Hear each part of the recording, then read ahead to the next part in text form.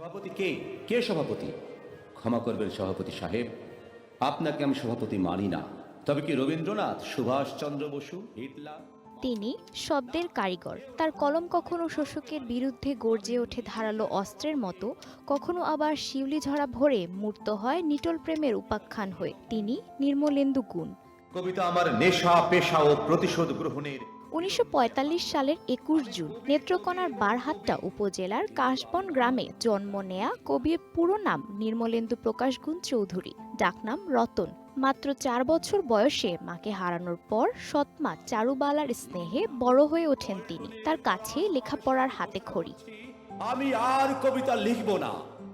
বারহাট্টার CKP pilot উচ্চ বিদ্যালয় থেকে কৃতিত্বের সঙ্গে ম্যাট্রিক পাশ করেন। এরপর ময়মনসিংহের আনন্দমোহন কলেজ থেকে আইএসসি সম্পন্ন করেন। মেধাবী ছাত্র হয়েও নানা প্রতিকূলতায় ঢাকা বিশ্ববিদ্যালয়ে ভর্তি হওয়া হয়নি তার। তবে শিক্ষা প্রতিষ্ঠানের গণ্ডি পেরিয়ে তিনি হয়ে ওঠেন বাংলার মানুষের কবি। আপনারা কেউ বেশ্যাপাড়ায় ভুলেও যাবেন না। এরকম ৭০-এর দশকে হুলিয়া কবিতা লিখে বাংলা সাহিত্যে ঝড় তুলেছিলেন এই কবি। সেই উত্তাল সময়ে হুলিয়া কবিতাটি হয়ে ওঠে গণ আন্দোলন ও রাজনৈতিক চেতনার এক অনন্য দলিল। আর স্বাধীনতা এই শব্দটি কিভাবে আমাদের হলো, কবিতার মাধ্যমে বাঙালির স্বাধীনতার মহাকাব্যকে কবি এনেছেন পংক্তিমালার ফ্রেমে। হয়ে উঠেছেন বাংলা কবিতার এক অবিচ্ছেদ্য অধ্যায়। জিন্দাবাদ রক্ত চায় ধ্বনি দিয়ে।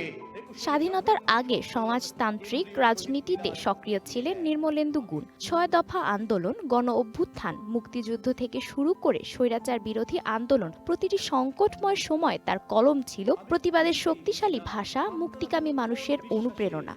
বাংলার মানুষের ভবিষ্যৎ আমার স্কন্ধে চাপিয়ে দিন। নির্মলেন্দু গুণের কবিতায় যেমন উঠে এসেছে প্রেম, তেমনই এসেছে দ্রোহ, শ্রেণী সংগ্রাম আর মানুষের মুক্তির আকাঙ্ক্ষা। সংগ্রাম আর বেঁচে থাকার আকুতির সাথে প্রেম ও দ্রোহের সমান্তরাল পথ চলাই নির্মলেন্দু গুণের সাহিত্যের মূল শক্তি। ঘর জমি বউ, রূপ রস ফুল। সাহিত্যে অসামান্য অবদানের স্বীকৃতি হিসেবে তিনি পেয়েছেন বাংলা একাডেমি সাহিত্য পুরস্কার, ২১ পদক এবং দেশের সর্বোচ্চ বেসামরিক সম্মান স্বাধীনতা পুরস্কার। তবে কবির সবচেয়ে বড় অর্জন কোটি বাঙালির ভালোবাসা। সমাজতন্ত্র আমি কিছুই পারি না দিতে। বাংলা সাহিত্য আর কবিতা প্রেমীদের কাছে নির্মলেন্দু গুণ কেবল একজন কবি নন, তিনি বাংলাদেশের ইতিহাস, সংগ্রাম ও মানুষের অনুভূতির এক জীবন্ত দলিল। জীবনের ৮০ পেরিয়েও তিনি এখনো সমান তরুণ। শব্দের ক্যানভাসে এখনো তিনি এঁকে যান জীবনের জয়গান। শেষ সমাবেশে শেষ বক্তা আমি। প্রেমের দ্রোহে আর প্রতিবাদের সাহসে নির্মলেন্দু গুণ যেমন আছেন তেমন থাকবেন প্রজন্ম থেকে প্রজন্মে। জন্মদিনে কবির জন্য রইল অন্তহীন শুভেচ্ছা। আর যেন কাউকে দেখি না কোনোদিন। Nabiha Nuha, one entertainment desk. একজন আমার প্রিয়।